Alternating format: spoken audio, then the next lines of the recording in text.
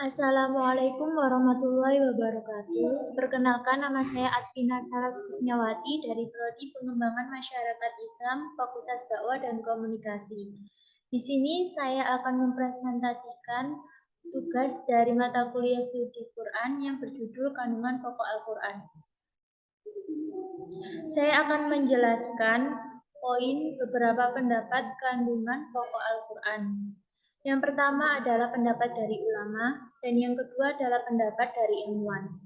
Pendapat dari ulama ini berfokus kepada ilmu agama dan pengetahuan, sedangkan pendapat dari ilmuwan lebih berfokus kepada ilmu pengetahuan. Kita masuk ke beberapa pendapat menurut ulama. Di sini saya mengambil 4 contoh. Yang pertama adalah pendapat dari Ibnu Jarir Al-Tabari.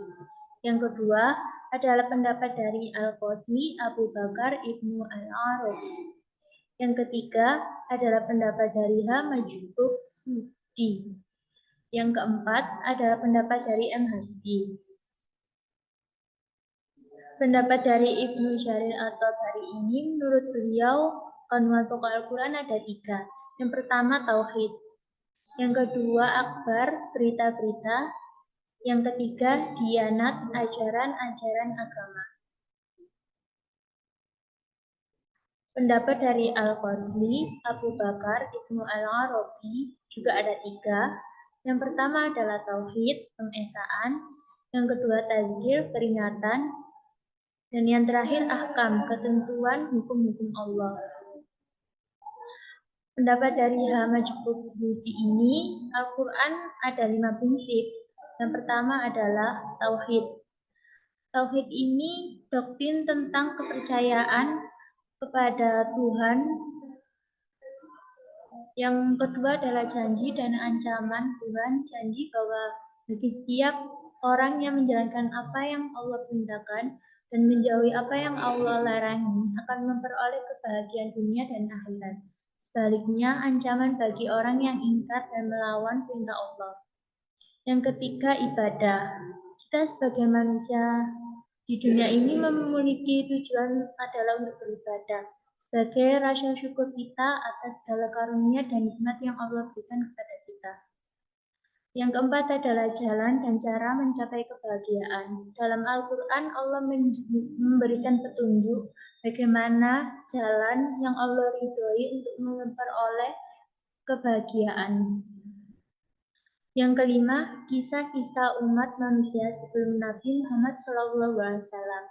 Dari kisah-kisah ini kita bisa memetik pelajaran agar mengetahui bagaimana nasib orang yang taat dan nasib orang yang melawan Allah. Kemudian pendapat dari M. Hasbi. Yang pertama adalah hukum-hukum akaid.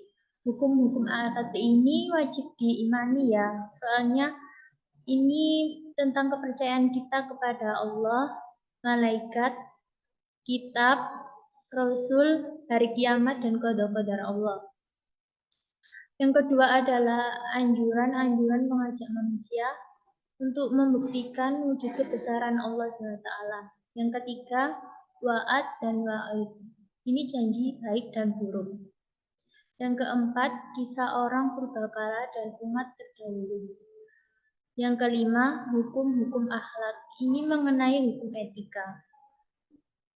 Dan yang terakhir adalah hukum-hukum amalia. Dari pendapat tadi, pendapat yang paling umum adalah pendapat yang menyatakan kandungan Al-Quran menjadi 5 prinsip. Yaitu yang pertama ajaran tauhid, yang kedua ibadah, yang ketiga janji dan ancaman Tuhan, yang keempat jalan dan cara mencapai kebahagiaan, dan yang terakhir kisah-kisah umat manusia sebelum Nabi Muhammad SAW. Pendapat tadi berfokus pada surat Al-Fatihah yang diyakini umat Islam sebagai umul kitab, induk Al-Quran. Allah berfirman,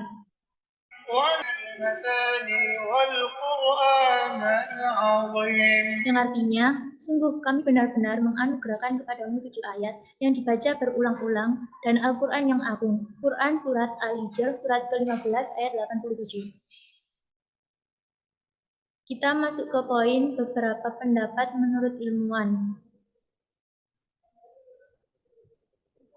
Di sini saya juga mengambil 4 contoh. Yang pertama adalah pendapat dari Abu Bakar Aceh. Yang kedua, pendapat dari Labibus Sa'id. Yang ketiga, pendapat dari Abdul A'la Al-Maududi. Dan yang keempat adalah pendapat dari Moinawar Qoli. Pendapat dari Abu Bakar Aceh dalam bukunya berjudul Sejarah Al-Quran berisi tentang kandungan pokok Al-Quran, yaitu Al-Quran sumber pelajaran dan pengetahuan. Jadi maksudnya dalam Al-Quran itu terdapat semua ilmu pengetahuan. Yang sekarang kan muncul teknologi, fenomena alam. Dalam Al-Quran itu ada semua jawabannya. Yang kedua, Labibus Sa'id. Dalam bukunya berjudul Al-Jami'u Sautil Awwalil Qur'anil Karim, berisi tentang kandungan Al-Quran, yaitu Al-Quran memenuhi kebutuhan manusia. Maksudnya adalah dalam Al-Quran itu terdapat banyak ilmu-ilmu yang bisa dijadikan untuk memenuhi kebutuhan manusia, sebagai bekal untuk memenuhi kebutuhan manusia. Kemudian pendapat dari Abdul A'lam Al-Maududi dalam kitabnya berjudul Mabadi Asasiyah li Fahmil Quran, berisi tentang kandungan Al-Quran, yaitu Al-Quran mengetahui segala hal. Jadi penciptaan alam semesta, penciptaan manusia, dan hal lainnya yang ada di alam semesta dalam Al-Quran itu mengetahui semuanya, sudah ada. Kemudian pendapat dari Moinawar Qoli dalam bukunya berjudul Al-Quran dari Masa ke Masa, berisi tentang kandungan Al-Quran, yaitu Al-Quran pedoman hidup manusia. Jadi dalam Al-Quran itu banyak ilmu-ilmu pengetahuan yang bisa jadikan sebagai pedoman hidup manusia. Contohnya adalah ilmu sosial, ilmu politik, dan ilmu ekonomi, dan banyak lagi. Ilmuwan beriman menyadari bahwa setiap bertambah ilmu, maka bertambah sadar yang diketahuinya hanya setitik dari alam semesta yang begitu luas. Allah berfirman,